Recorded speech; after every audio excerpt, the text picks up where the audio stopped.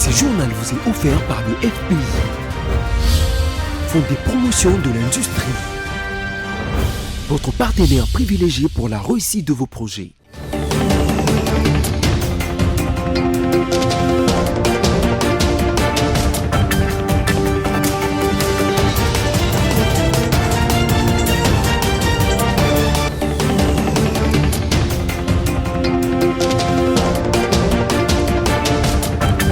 Un nouveau journal sur votre chaîne BSC Télévision. Mesdames, Messieurs, bonsoir. Tout de suite, les sommaires. La Cour constitutionnelle renouvellera sa présidence au terme d'un vote à huis clos ce vendredi 20 juin 2025. En poste depuis 3 ans, le président sortant, Dieudonné Kamoleta, est sans surprise en lice. Et en cette année 2025, l'Internet est devenu le média le plus consommé avec 64% devant la radio, les chaînes câblées, la télévision et la presse écrite, a révélé Serge Moubou, directeur général du cabinet Target. Encore une fois, bienvenue. Débutons ce journal avec cette actualité. Le haut commissaire aux droits de l'homme des Nations Unies dénonce les crimes de guerre potentiels en République démocratique du Congo.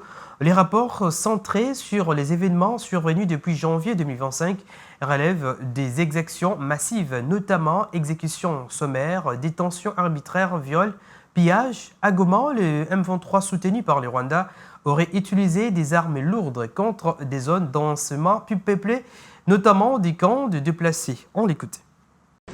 Je suis préoccupé par la situation en République démocratique du Congo depuis des années. Et c'est un sentiment partagé par presque tous mes prédécesseurs. Aujourd'hui, la situation est encore plus grave et alarmante. Toutes les parties au conflit dans les provinces du Nord Kivu et du Sud Kivu ont commis des violations ou atteintes aux droits humains, ainsi que des violations du droit international humanitaire. Ce sont les conclusions préliminaires de la mission d'établissement de fait que le Conseil a confiée à mon bureau il y a 4 mois et qui s'est concentrée sur la période depuis janvier 2025. Et je présenterai mon rapport à ce Conseil ainsi qu'à l'Assemblée générale en septembre. Pour l'instant, les enquêtes et analyses menées par la mission démontrent une apparente absence totale de considération pour la protection des civils pendant et après les opérations militaires. Le M23, soutenu par le Rwanda, a utilisé des armes lourdes lors de son offensive sur Goma en janvier, frappant des quartiers densément peuplés et des camps de personnes déplacées. Quand les forces armées de la RDC se sont repliées, il y a eu un effondrement total de la chaîne de commandement, de contrôle et de discipline militaire. Des soldats congolais et des membres des milices Wazalendo, soutenus par la RDC, ont tué, violé et pillé. Mon bureau est en train d'enquêter sur d'autres violations présumées du droit international humanitaire et beaucoup d'entre elles pourraient constituer des crimes de guerre. Après avoir pris le contrôle de villes et villages, le M23 a arrêté arbitrairement des policiers et de nombreux civils, y compris des enfants. Des combattants du M23 ont aussi capturé des soldats des FARDC et forcé certains d'entre eux à rejoindre leur rang. Et de son côté, le gouvernement congolais hausse les tons par la voix du vice-premier ministre en charge de l'Intérieur, Jacquemain Chabani, qui, dans un communiqué, accuse à nouveau l'armée rwandaise et ses alliés du groupe rebelle d'être à l'origine d'exactions massives dans les territoires occupés des provinces du Nord Kivu et du Sud Kivu. Le gouvernement congolais dénonce une série de crimes graves commis entre le 9 mai et le 16 juin 2025, 289 assassinats et exécutions sommaires, 102 viols, 270 cas de torture, des centaines de disparitions forcées, des arrestations arbitraires, ainsi que de pillages et des recrutements forcés dans les zones sous contrôle des forces rwandaises et du M23.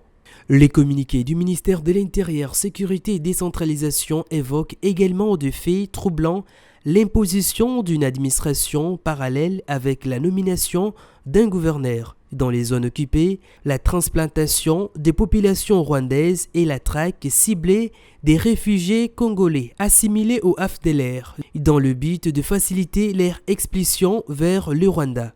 La République démocratique du Congo accuse également le Rwanda d'avoir nommé un responsable de la Commission nationale pour les réfugiés en territoire congolais, un certain Jean Damascène Mwingimba, chargé, selon les communiqués, d'organiser les repeuplements et de traquer les réfugiés. Le gouvernement congolais dénonce une violation flagrante du droit international, citant notamment la Charte des Nations Unies, l'acte constitutif de l'Union africaine, la Convention de Genève de 1951 sur les réfugiés et la résolution 2273 du Conseil de sécurité. Et pendant ce temps, à la Cour constitutionnelle, l'élection de son président est prévue pour demain, vendredi 20 juin 2025. C'est ce qui ressort de la récente assemblée plénière de cette haute juridiction de la République démocratique du Congo. Suivez. L'élection du nouveau président de la Cour constitutionnelle par ce père est prévue le 20 juin prochain à l'issue d'une assemblée plénière. Cette élection se fera en application de l'article 9 de la loi organique portant organisation de la Cour constitutionnelle qui stipule que le président de la Cour est élu par ce père pour un mandat de 3 ans, renouvelable une seule fois dans les conditions déterminées par les règlements intérieurs. Il est investi par ordonnance du président de la République. Dieudonné Kamuleta Badibanga avait été élu le 21 juin 2022, président de la Cour constitutionnelle par ce père à l'issue d'une assemblée plénière élective. Il avait ainsi succédé à Dieudonné Kalouba qui avait quitté la Cour lors d'un tirage au sort avec les juges Prince Funga Molima et Polycarpe Mongoulou, ces derniers étant décédés. Bien plus, Dieudonné Kamuleta avait été élu président de la Cour constitutionnelle par 9 voix sur 9. Il est un magistrat de carrière, ancien conseiller à la Cour des cassations et juge à la Cour constitutionnelle depuis le 17 juillet 2022. Constat, Moutamba, ministre congolais de la Justice et garde des Sceaux, a démissionné le mercredi 18 juin 2025 de ses fonctions après sa mise en accusation par le procureur général près la Cour des cassations, un bras de fer permanent avec la magistrature. Il est désormais visé par des poursuites autorisées par l'Assemblée nationale. Le mardi dernier, il a été reçu par le président Félix-Antoine Tshisekedi Tshilombo qui ne se serait pas opposé à l'idée de les voir démissionner pour affronter la justice. Suivez le récit de Patricia Boumolo. Constant Moutamba est soupçonné d'avoir tenté de détourner des millions de dollars dans le cadre d'un marché de gré à gré des constructions d'une prison à Kisangani dans le nord-est de la République démocratique du Congo. Hier, mardi 17 juin, le ministre s'est entretenu avec le chef de l'État pendant 3 quarts d'heure. Aucune information officielle n'a filtré de cette rencontre, mais selon nos sources, le ministre a prévenu de sa démission dans les prochaines heures. Une démarche qui, en réalité, ne laisse guère place au choix. La loi impose à tout ministre inculpé de se démettre sous 48 heures. Constant Moutamba prépare désormais sa défense en prévision d'un procès devant la Cour de cassation. À la demande du procureur général près cette haute cour, il lui est interdit de quitter Kinshasa. Rien en l'état n'exclut une éventuelle arrestation. Dans cette affaire, le ministre de 37 ans d'âge joue son avenir politique. Candidat à la présidentielle de 2023, il avait terminé 6e avant de décrocher un siège des députés nationaux. Contre toute attente, il est nommé en 2024 ministre d'État chargé de la justice. Réputé pour son activisme et sa volonté de réformer la justice, il s'est rapidement attiré les foudres des magistrats en se positionnant comme pourfendeur de la corruption et défenseur de la moralité publique. Une posture avant qu'il ne soit lui-même soupçonné d'avoir conclu un marché de construction d'une prison pour détourner des fonds publics. Poursuivons ce journal. La coalition de la gauche congolaise, c'est la nouvelle plateforme politique qui a vu le jour en République démocratique du Congo. Sa sortie officielle a eu lieu le mercredi 18 juin 2025 à Kinshasa. Dans son allocution, l'opposant Jean-Marc Kabound, leader de cette coalition, a fait savoir que la CGC est l'expression de la rupture radicale avec les pratiques du passé. Il a lancé un appel pressant pour un dialogue inclusif, voix de la sagesse. On l'écoute. Libération de tous les prisonniers politiques, militaires comme civils. C'est le cas de citer notre ami, notre camarade Jacques Ndala. Ensuite, d'écouter la voix de la sagesse qui voudrait qu'un dialogue inclusif entre les Congolais soit convoqué pour mettre fin à la guerre dans notre pays avant qu'il ne soit trop tard. Ah oui.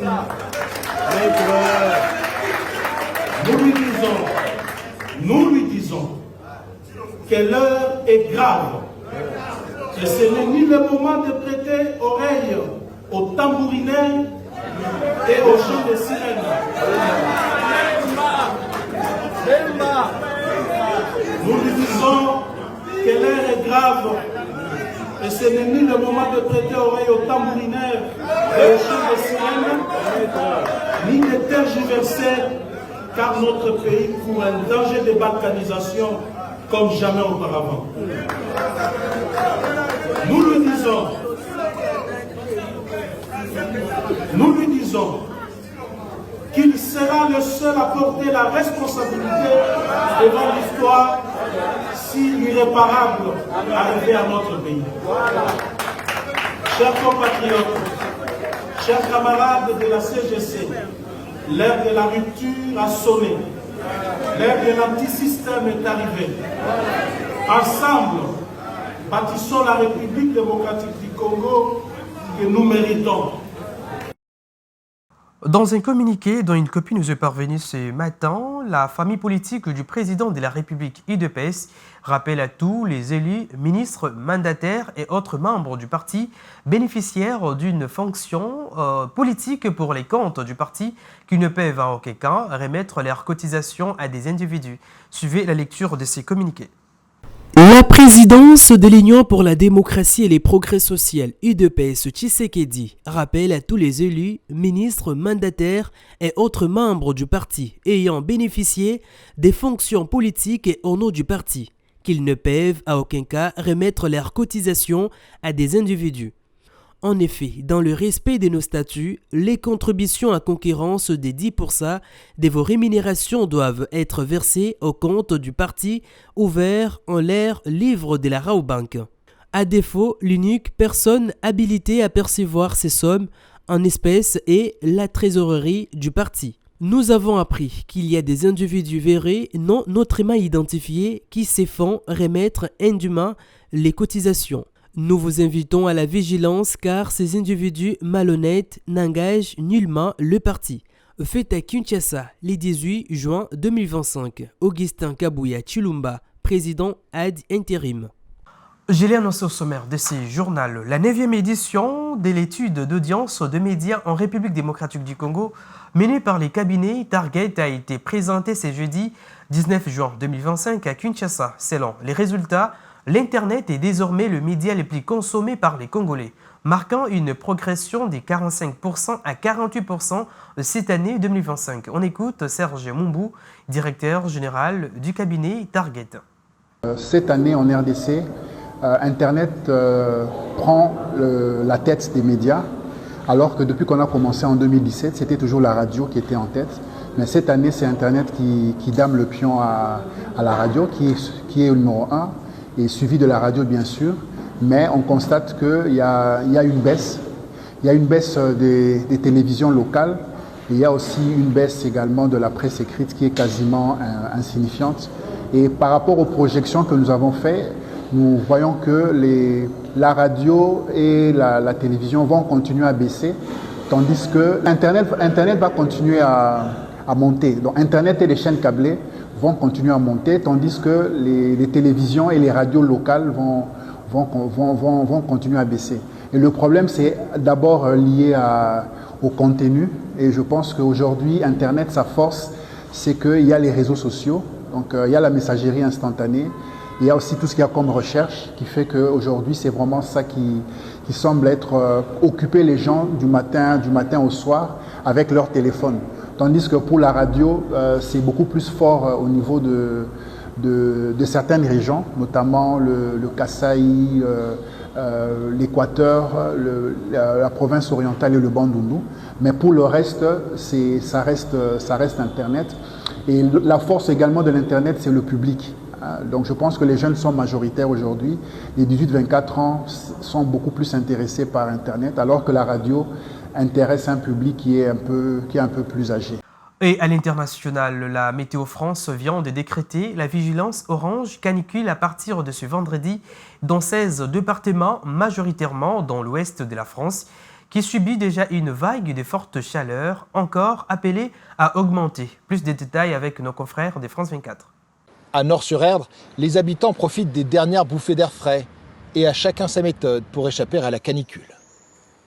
Quand il y a la canicule, premièrement, je me mets à couvre-chef. Et je bois de l'eau, beaucoup d'eau. Et ensuite, je prends des douches 2 fois par jour. On ferme la maison de bonne heure. Et puis, on la rouvre que le soir. Et puis, on privilégie les sorties le matin avec notre chien. Le département a déclenché le plan hors sec avec une vigilance accrue pour les personnes vulnérables, dont les petits. La crèche n'est pas climatisée, alors l'équipe compte sur des ventilateurs et sur l'ombre. Les salles de jeu sont plongées dans l'obscurité. On a ouvert les fenêtres ce matin très tôt pour faire entrer la fraîcheur. Et on essaye de garder le frais, donc on ferme les volets. On a un système de climatiseur d'appoint. À l'extérieur, distribution d'eau pour tout le monde. Les enfants peuvent sortir au jardin ce matin et prière de barboter autant que possible. C'est plus frais ce matin, donc on profite pour sortir là. Et cet après-midi, on rentrera au frais, on fera plutôt des histoires, des livres, de la pâte à modeler. La police municipale est aussi mise à contribution. Le centre d'action sociale a identifié 40 personnes isolées à appeler régulièrement. 3 d'entre elles, particulièrement précaires, font l'objet de visites, comme Nounours. Faut que tu fasses gaffe à rester à l'ombre, et surtout à boire régulièrement. C'est ce que je fais. De toute façon, on va repasser, on va te marquer à la culotte. Il vit dans sa caravane depuis une quinzaine d'années. J'en bave, malheureusement. Je me mets de l'eau sur la figure parce que j'ai un robinet. C'est bon. Je me débrouille comme je peux, en fait. Comme on est sur le terrain, on est amené à aller voir les gens. Ça peut être des voisins qui disent un tel, je crois qu'il est un peu seul et il y a un suivi. Nounours, en l'occurrence, voilà, c'est quelqu'un qu'on connaît depuis des années. À quelques kilomètres de là, le festival du Hellfest ouvre ses portes ce soir. Comme lors de la précédente canicule en juin 2022, les organisateurs ont prévu des lances à incendie, des murs d'eau et des brumisateurs géants. Et ce journal est terminé. Place à présent au rappel des principaux titres. La Cour constitutionnelle renouvelera sa présidence au terme d'un vote à huis clos ce vendredi 20 juin 2025. En poste depuis 3 ans, le président sortant Dieudonné Kamuleta est sans surprise en lice. Et enfin, en 2025, l'Internet est devenu le média le plus consommé avec 64% devant la radio, les chaînes câblées, la télévision et la presse écrite, a révélé Serge Mumbu, directeur général du cabinet Target. Mesdames, Messieurs, ce journal est complètement terminé. Merci de nous avoir suivis. Bonne suite et des programmes sur votre chaîne.